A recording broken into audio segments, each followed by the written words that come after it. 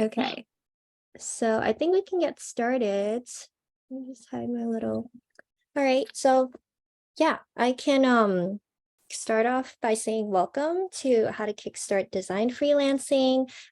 This is hosted by our Menti Discussion Club team with our Menti and Brand Ambassador from UC San Diego. This was actually her idea, which I think it was a super great idea since we don't really talk about design freelance as much as it's a really specific, I guess, career path or role that people take on as like a side hustle. So I'll let Annie kind of do the introduction and then we can kick off to the meat of this presentation. Oh, there's someone say, please change your name to your first name if you use my link or Vanessa's link to join. That's Oh, what help us keep track of who asks questions. Yeah. oh yes. Thanks, Mm, Steph. okay. Yeah. So yeah, Annie, feel free to kick us off and run our table of contents and then we can get started. Yeah, sure. Well, hello everyone. I'm Annie Ko from UC San Diego, and I'm a Menti Brand Ambassador. And today's discussion is about how to kickstart design freelancing. And I want to introduce Menti to everyone first. Menti is a nonprofit organization that helps a young adult to grow in every stage of career or also a personal life. And here are some resources that Menti provided. On the website, there's a word of resources and Iceland blog. Let's talk about some how to start your career or some education path in your life, and also career aspiration. That's talking about the career interviews from the current people who working in the specific industry or field. You can just feel free to check it out because there are a lot of people working in an amazing company over there.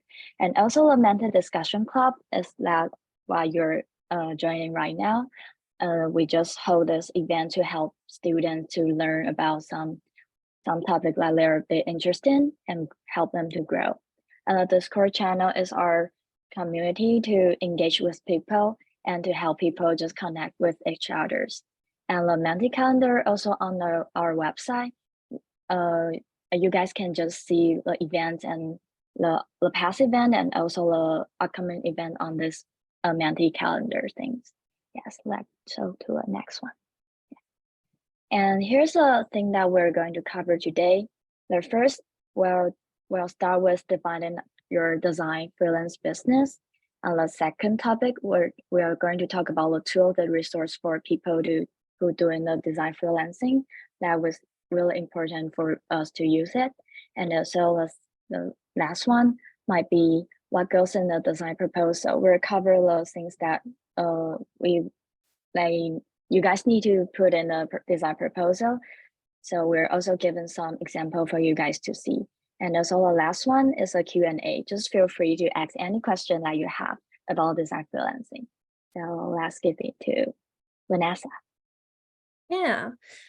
So before I start with the first section, just want to do a little quick intro as I forgot in the beginning. If you don't know me, I'm Vanessa Wong. So I'm currently a senior art director at Accenture Song, and I have been doing some freelance work specifically on graphic design, website designing on the side for my previous experiences.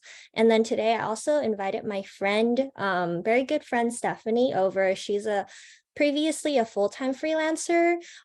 So, later in the Q&A section, she can chime in with her full-time experience as a freelancer while I can come in as like a part-time freelance experience to answer all your questions. So very excited for that.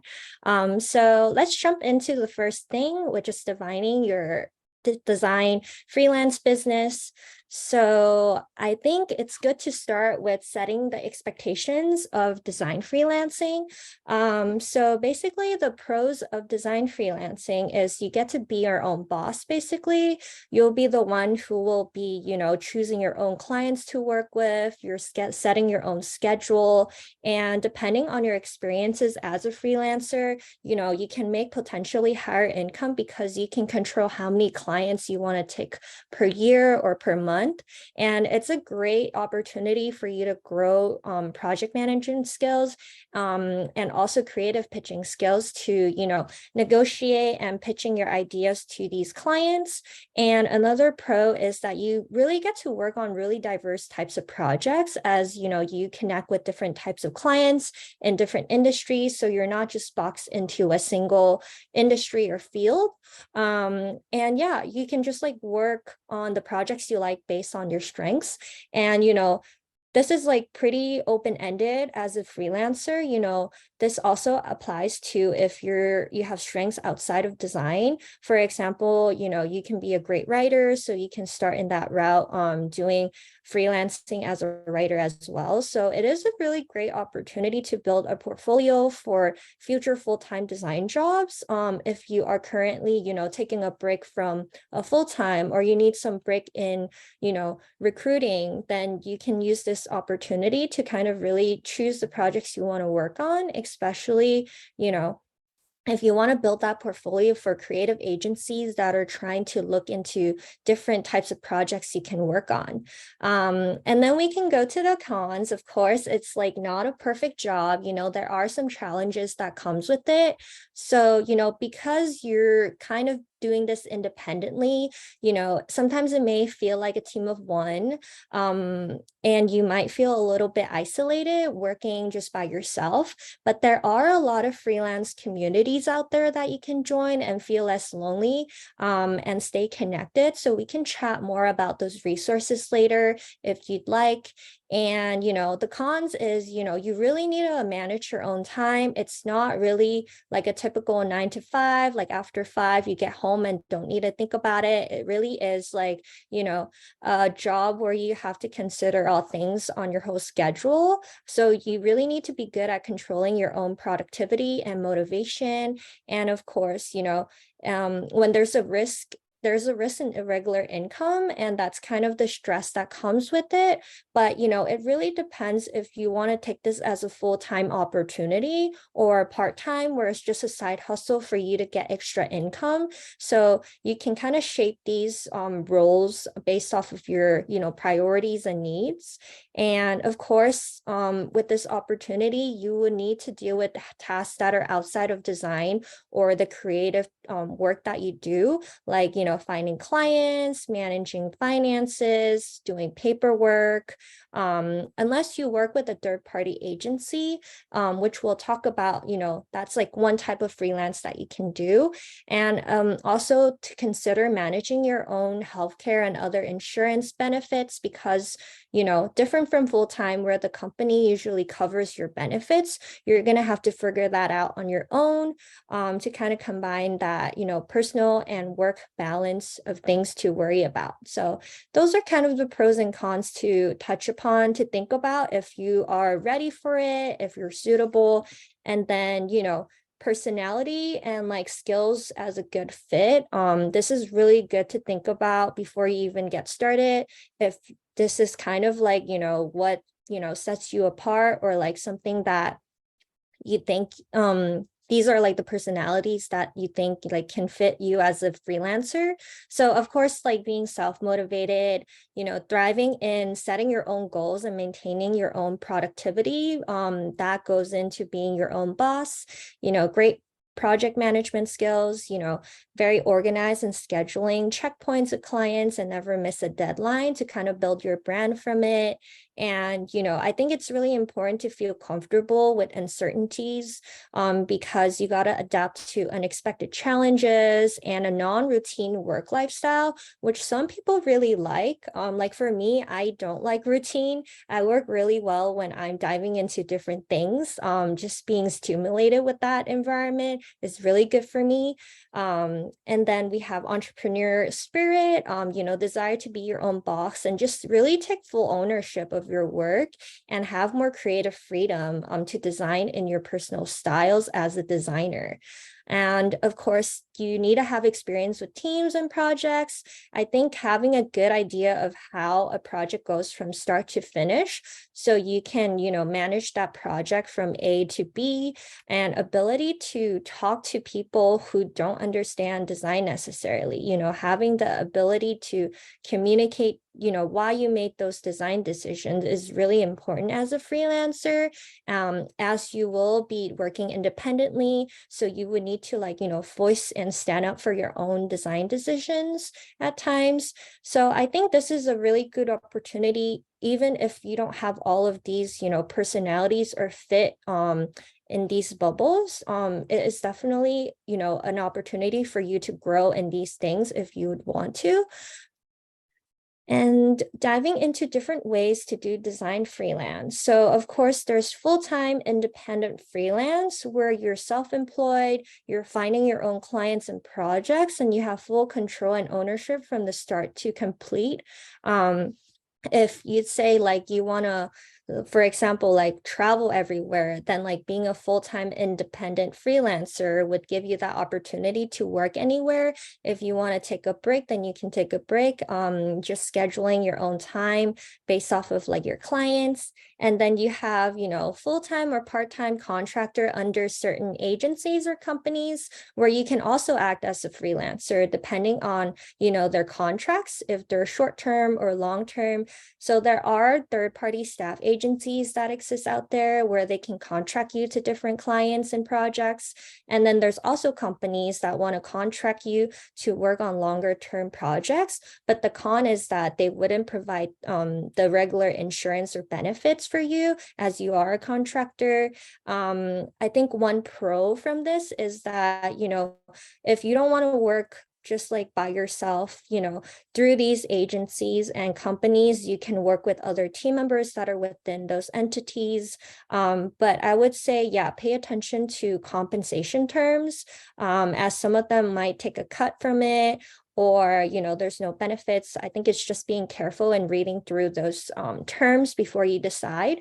And then, of course, there's part-time freelance as a side hustle. If you're looking for that summer side hustle, or yeah, just an extra thing for extra income outside of your job. I think this is a really good opportunity to, work on that on your own. But just be sure to check on your regular jobs policies if you're allowed to do that. I always encourage people to start part-time first as a freelancer. As if you want to transition into a full-time, I think it's an easier transition and learning curve to start part-time first as you build those clients in the first place. And then once you build that relationship with your clients, you can have longer term contracts, and then you can transition to full-time freelancing. And these are the questions to ask yourself, really, to define your brand, what type of freelancer you want to be, which I know we got a question earlier. So the question is what is my niche and specialty? Really understanding your strengths. For example, if I know I'm really great at brand strategy, really great at website designing, then that's what I want to do. That's how I want to brand myself as. And do I want to take on big projects or small ones only, depending on my schedule? Maybe, I'm just starting out, so smaller ones might be, easier and less intimidating for me. And who is my ideal client or industry, based off of my previous experience in, for example, entertainment or tech. Those are the types of client that I would likely to reach out first to see if they need my help, connecting to my specialty. These are really good questions to ask yourself to understand who you are as a freelancer. And also, do I want to work alone or with other freelancers? Maybe I do like being my own boss. I don't like talking to other people, so I can just do it all by myself. Or I feel lonely. I want to work with other teammates. So maybe I would go with the route where I contract under certain agencies or companies. So really understanding, how you thrive in what kind of environment is really important before you even start thinking about freelancing. So I created this really quick design freelancer checklist that you need to set up everything. So first and foremost, create your own onboarding system for new clients. So think about, if you want to create a presentation for them to introduce yourself, how you usually work things, like what is your process in terms of designing. You need to kind of prepare and think about that before you even find those clients. And then of course, create these proposal and invoice templates, which we'll go over later with examples. So a proposal is basically like a PDF or document that you send to the client proposing, these are like the deliverables that I would want to do for you. Here is my skills and background, and here is what I'm going to charge you for. And of course, set up your payment systems, which we'll go over all the resource and tools in just a second. Set up all your communication systems. Like, do you want to chat through like Google Meets or Zoom, all that fun stuff outside of design. Project management tools we'll go over later. And most importantly, I think it's creating that online presence to promote your brand to attract clients. Going back to those questions that I went over, asking yourself like what types of clients I want to attract. And that is how you should be, presenting yourself through your portfolio or some other promotion sites where you can promote your work. And at the end, set clear goals on how many clients and how much revenue you want. I think it's really important to set these goals to kind of like, just give yourself a little bit of like a mental expectation and not get too stressed. Like if you're just starting out, maybe like only one client in like the first 3 months, that's your goal. That's okay too. Just like set those like goals and expectations for you to easier to ease into the transition. I think that's really important. And now we'll go over tools and resources.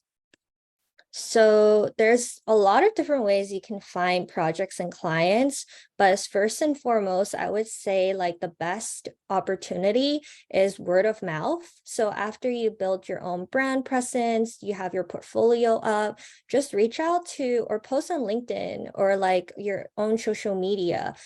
Think about just like promoting yourself like, hey, I'm starting my freelance business, anyone need help? I think that's always a really great way to get started. It's also a little bit less intimidating if you're working with someone who's like a mutual connection.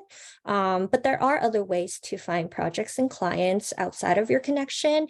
And so first, on the first column, you can use these third-party platforms to find your own clients. I know Fiverr, Upwork are really popular ones where you can sort of filter out like the types of jobs and design work that you want to do and just like connect to clients through there because, clients do post up jobs through these platforms as well as Creatively, Dribble, Contra. Those are more like design focused websites to find freelance jobs and understaffed agencies. So from my experience working with freelancers, these are like the two main groups that they've contracted under. So the Creative Group by Robert Half and the Creative Circle. These are third-party staff agencies where you can connect with, and they can line you up with clients and projects based off your conversation with them and what you want. And, of course, if you really want to ease into it by first like trying it out, I would strongly suggest like, kickstarting with nonprofits. I feel like that was like how I did it too, where I started freelancing for these nonprofits organizations through Catch a Fire and Taproot. These are like volunteer platforms where you can find like jobs that nonprofit post, and then you can help them out based off of your skill sets if you think it's matching.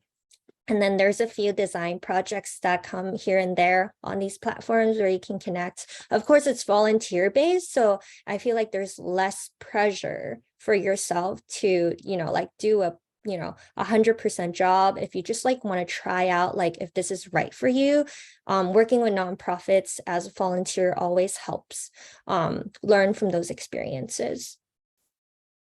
And then we have project management tools. So of course you need to keep track of all your notes, your progress, how to hit those deadlines. So these are like the three of my favorite productivity tracker tools. So there's Trello, Asana, Notion. Yeah, we can talk more in depth if you have a specific tool that you want to like go over in the Q&A later, but just quickly glancing through, these communication and scheduling tools are like the most common and popular that you should look into. And then my friend Stephanie specifically recommended Loom. I think this is like perfect for video messaging. So you can record your, let's say like discussion or presentation as like a video message and send it through, and then they can reply at their own time. So I think this is like perfect if you're working with clients that are in different time zones and you can't necessarily schedule a meeting with them that's not in like 3 a.m. or something. So very cool to find out. Thanks for the rec. And then we go into invoice, contract, and payment tools, which is the not so fun things. But traditional ways to get paid is, of course, bank wire transfer, cash payments, and like mailing check. Those are like the safest option. But like, the con is it might take a few like, days to transfer bank. And then cash is, of course, is like if you need to do your taxes, that is not like the most ideal thing. And then we have, common online payment solutions, which is PayPal Business, but just be aware that there are transactional fees that goes within these like payment solutions. Stripe is also a very, very popular one. And then we have, website built-in payments getaways. So Upwork and Fiverr, I know they have built-in payments. So if you were to work and find your clients through Fiverr, I think there's a whole process in dealing with payments through that same route too. And then, very popular all-in-one streamline tools nowadays, like Honeybook, Bonsai, Dubsado is like very popular. I do think that there is like extra charges with these tools, but it really streamlines the thing where you don't have to worry about handling it by yourself. They've already have templatized like proposals, invoices, contracts for you to just like find everything all in one place and deal with payment all in one place. And of course, other payment tools or Bluevine, thinking about starting that banking just for your business personally to keep track of your business and personal expenses. And PayPal invoicing is another popular one. And just want to like remind everyone, to compare these charge fees and extra costs that comes within these tools. And, Venmo and Zelle are very popular like payment methods, but just a heads up that, they don't offer buyer and seller protection program. So, only do it with people who you really trust. Which, sometimes with businesses, it might be like a little bit sensitive that you want to use, like more business secured methods.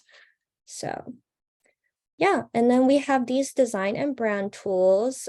So design process tools, the most popular ones are Figma, great for live reviews. We have Adobe Creative Cloud, where it's like you use Photoshop, Illustrator, XD to kind of create your design. Sketch is another popular one for prototyping, website design.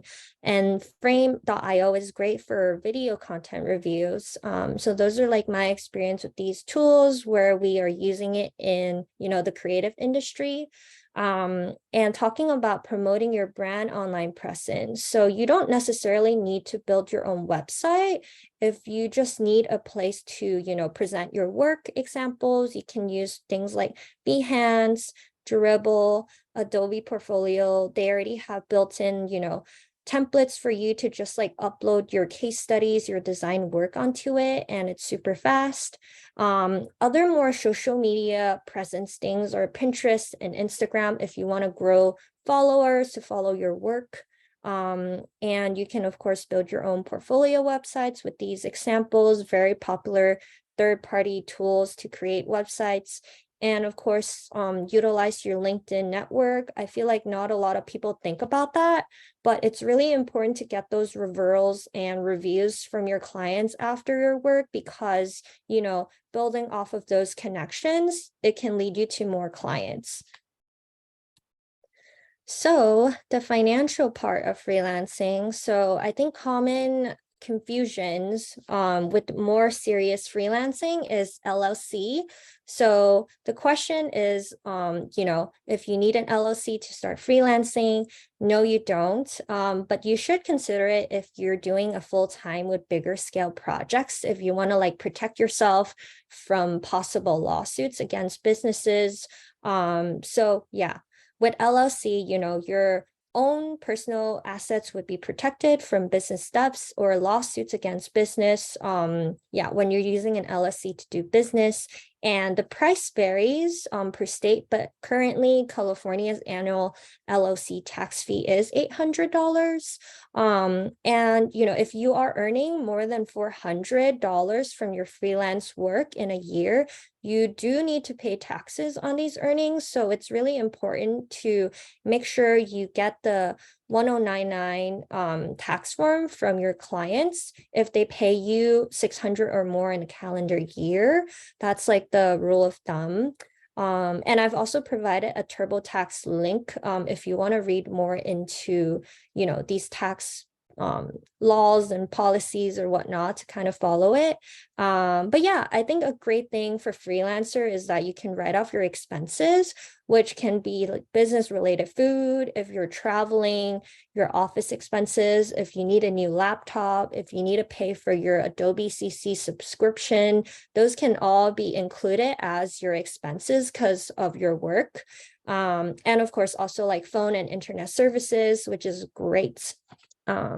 So that's a little pro as a freelancer. And then, after the tools and resources, now we go into the design proposal.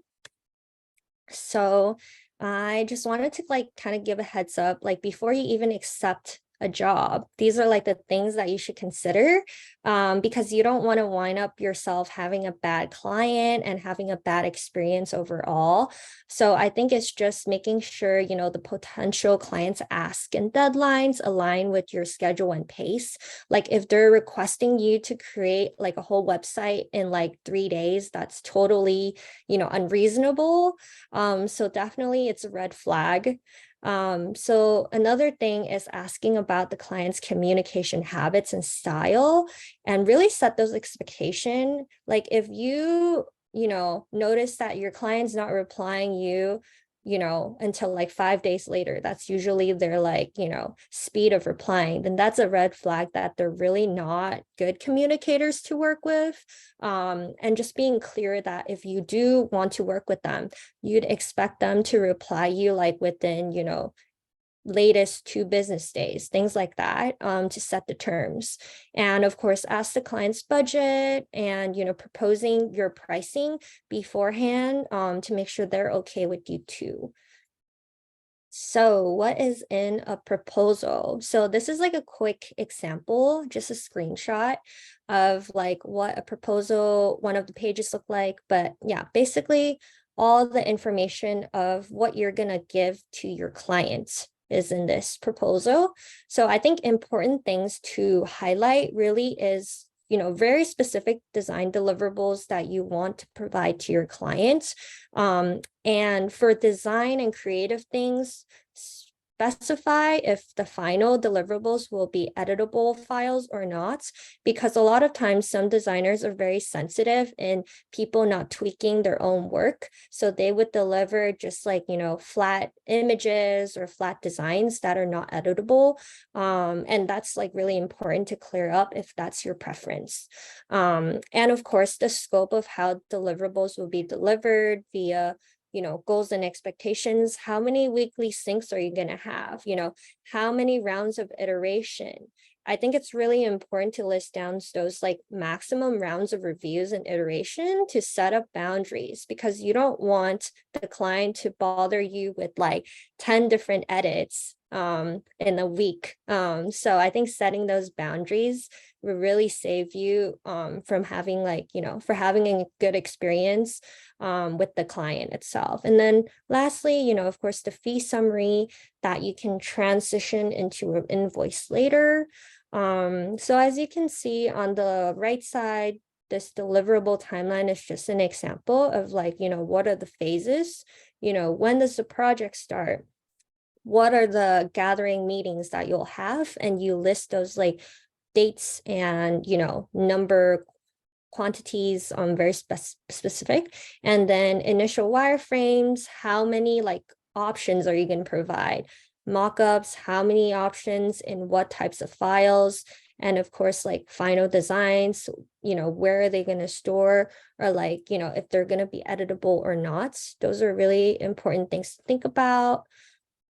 And this is like a proposal pricing example. So, I've provided links, which I'll share this deck with you all later to view this like proposal example here. We also have a Google Doc one. Yeah, this is just like an example of like, each item listed, what's the quantity and the price to totally sum up the fees of the total project. So a hard question to always ask is how to set your pricing. So I think the rule of thumb is to go on any job platforms like Glassdoor, LinkedIn to find the average base salary, and be very specific with your search, like your location and what's the client's type of industry. And then use that base number to determine like your desired pricing, depending on your years of experience, how much you want to work with this client, and how urgent is this project. So for example, if like, let's say, this is an example of a freelance designer salary, $39 per hour, let's round it up to 40. If I'd say, I have 5 years of experience, then I should totally price it higher than $40. And how much I want to work with this client. If I really, really like this client, it's super cool opportunity, I'm willing to lower my price a little bit just to work with this client, because it's going to help me in the long run. And having this client as part of my portfolio, then I can price it down a little bit. And then urgency of project, if the client really needs it in like, let's say like 2 weeks, and that's going to take you like, I guess, more commitment and less flexibility to your schedule, then you can also price it higher too. And there's two ways to set your rate and pricing. So first, hourly, for example, $40 an hour.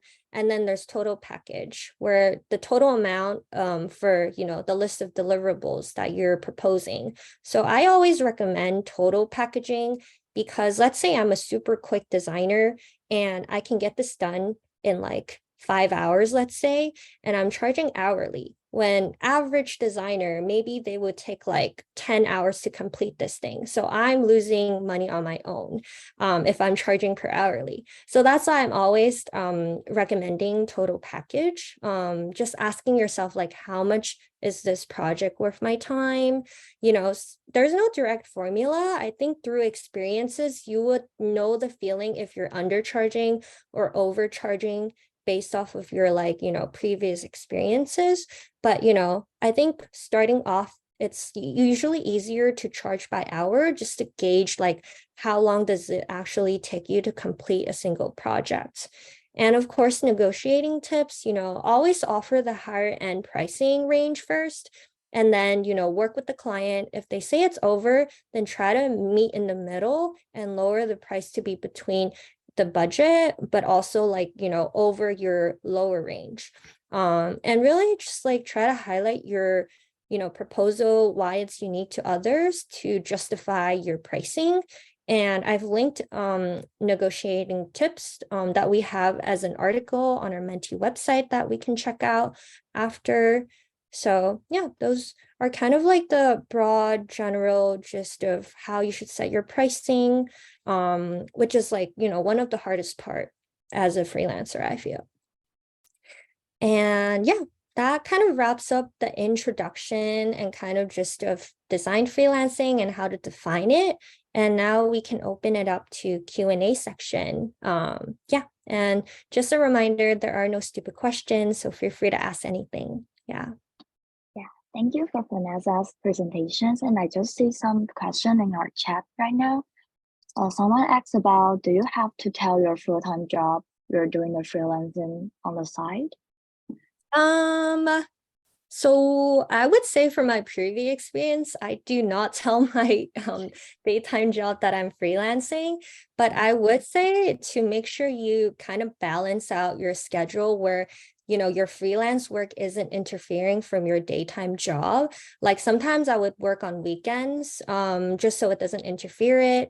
Like I don't think it's a requirement to let your job know, but if they like suspect it, then I think you need to kind of give them a heads up, like at least tell your boss, like, hey, I'm like doing this on the side. Is it like within the job policy to do it?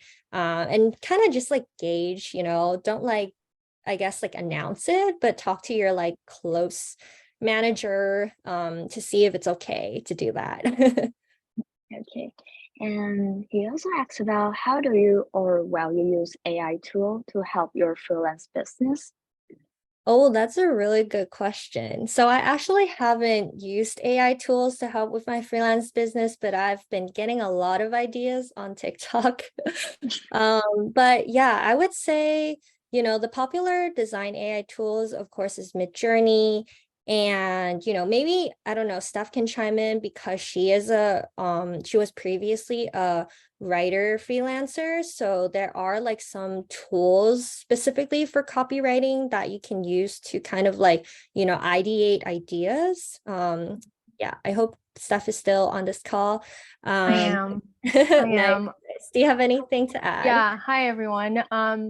I I personally don't use AI for my freelancing. I haven't freelanced in a few months, I would say, but I do know a few copywriters who have really leaned into copywriting to help them um, create like more of a story timeline with their writing.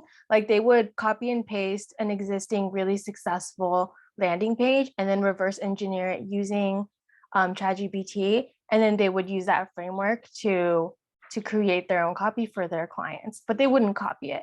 But that's just some ideas that I get from it. Some people put in like prompts and stuff just to get ideas, but always going back to edit, never just like take it for whatever they give you, because it is based off of existing stuff.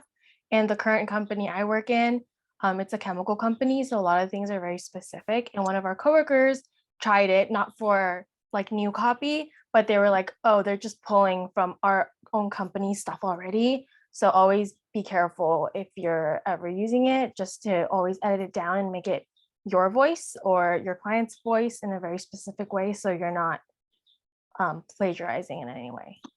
Mhm. Yeah. Okay. Cool. Thank you, Oh, Stephanie. yeah, thanks, Stephanie, for sharing. Actually, I forgot that we're trying to try something new here. We're gonna start a TikTok live for our Q&A section. So let me get that started right now before we answer any more questions. Okay. So let's see. Yes, now I'm on TikTok going live. So yeah, we just finished our presentation on design freelancing and now opening up to Q&A section. So let's see if we have anything coming in from TikTok, or else we'll go through our questions on Zoom too. So Annie, what's our next question? Mm, are you able to share any specific tips on how to manage or approach taxes as a freelancer? Maybe when Yeah. you, yeah. So there is a lot of resources to file taxes for free or just with a small fee. I always go with like TurboTax. When in doubt, they have a lot of good resources in terms of, dealing with taxing as a designer freelancer. But I also use like, a personal friend of mine who does taxes. That way, if you, I guess, don't want to do it on your own, you can kind of hire someone to do it for you. That's a way too. Steph, what is your experience with taxing as a full-time Um, freelancer? for freelancing, when I started right off the bat, I created a business. I actually went through the route of creating an LLC. I had a business banking account and a business credit card so that I kept everything separate from my personal stuff. And with the business account, I would create a savings account specifically for 30% of whatever you're making, just to save it for taxes. Because if you use everything up in your business and to put it back in it, then what do you have for taxes, right? So always do that. And then the credit card thing, I used Amex. I don't remember which card, but it was the one without the fee. And that one always had like a percentage back. So if you're paying for like software, like if you're using Squarespace and stuff, you're getting money back too.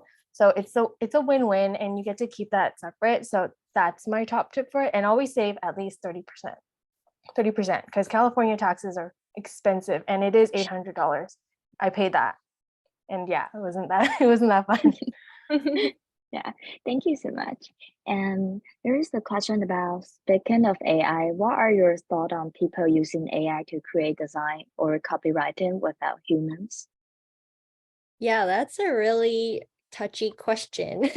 I feel like there's like two sides of this. As like a creative and designer, of course, if I see, an AI kind of like referencing my own work, I don't feel good about that. But I would say, in terms of using it for ideation process, it has been pretty helpful. Like for my full-time job, we do storyboard a lot, ideating concepts a lot, and in a really, really fast pace, and using AI has been really helpful. If you need someone to, I guess, like, if you need to ask the AI to create some storyboards really quick, just really quick rough scenarios of how we want this video to be, then it's been super helpful. I think it's just setting boundaries of how we use those tools to create, and how we credit those original creators that the AI uses to reference. Yeah.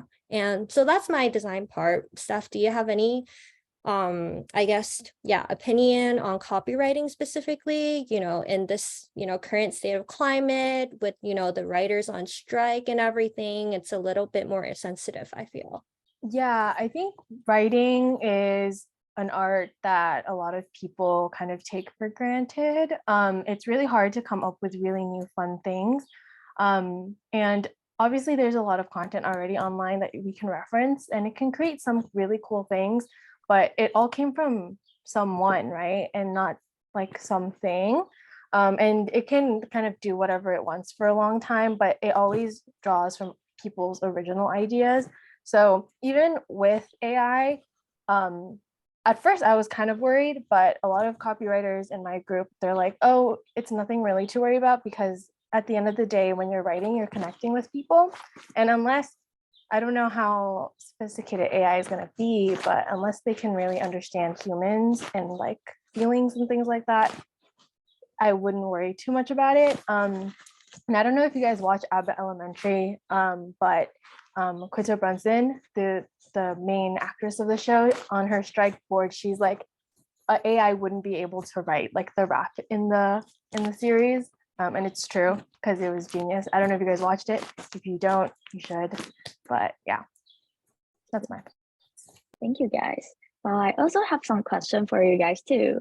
I'm just curious about, what's the biggest challenge that you guys have faced during your freelance experience? Yeah, so the question is, what is the biggest challenge from freelance experience? So I feel like there's a lot to it in terms of freelance, because you are working independently on your own.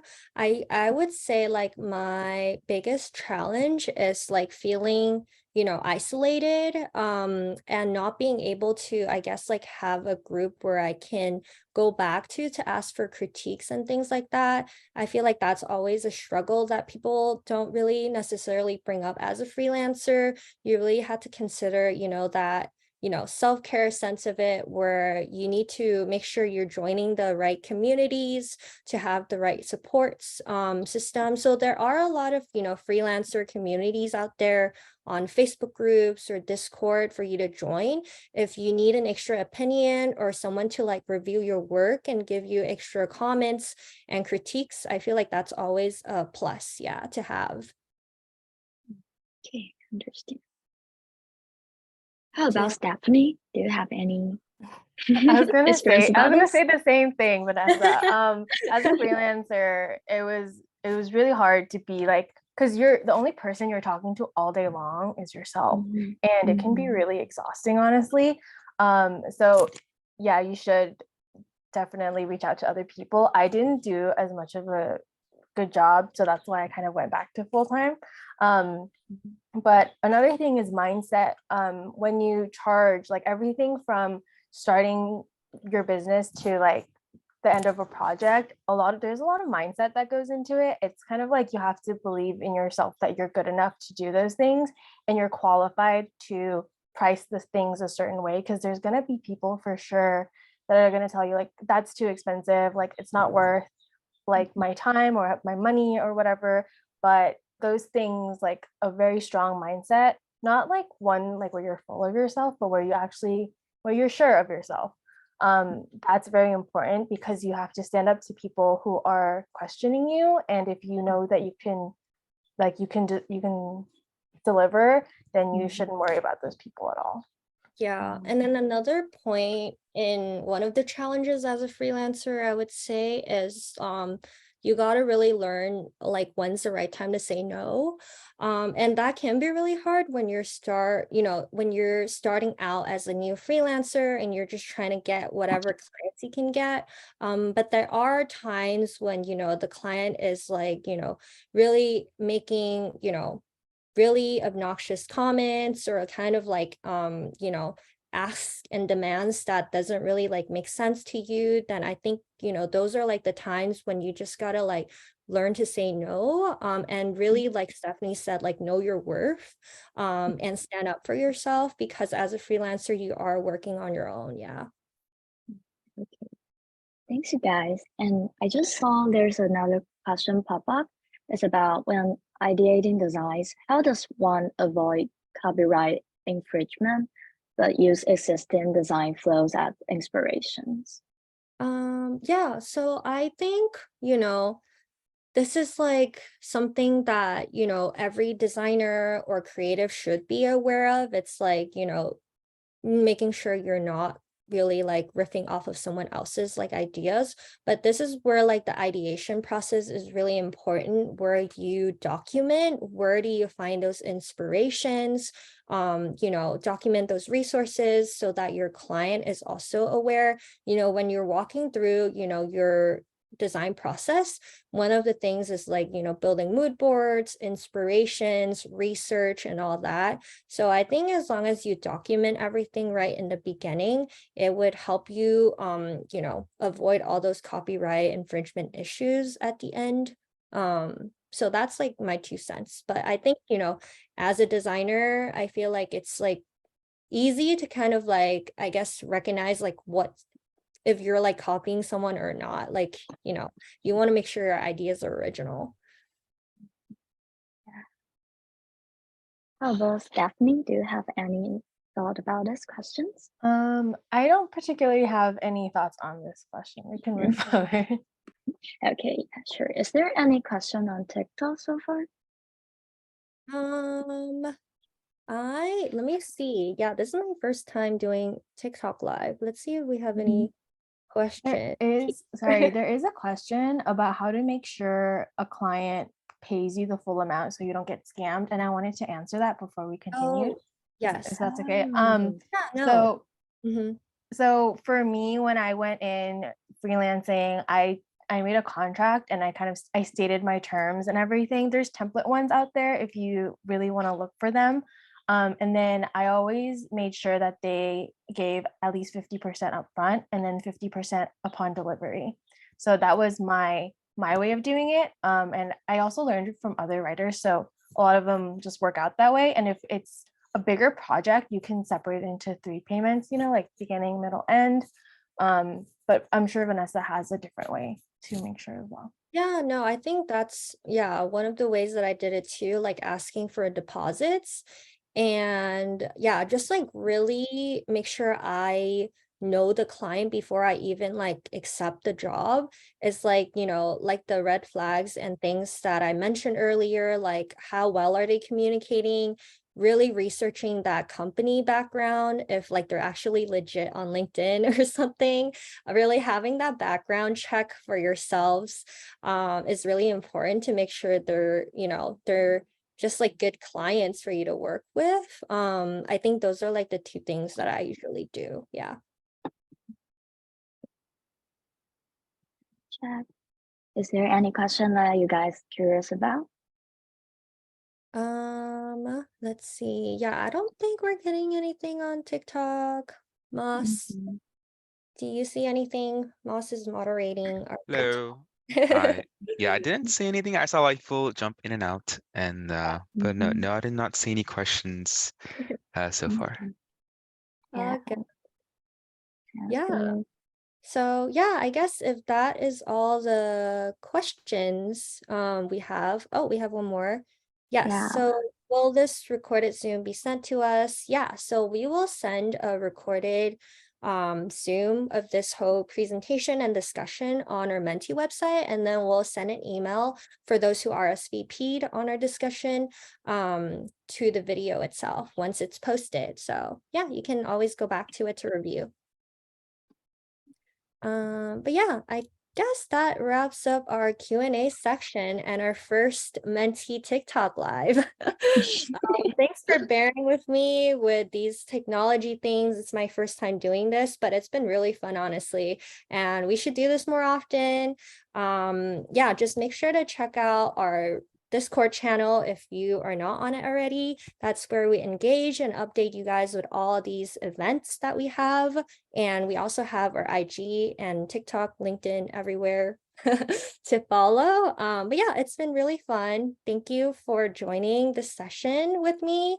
And I'm glad to be sharing these experiences. And also kudos to Stephanie, my really good friend, for taking time out of her day to share her experience too.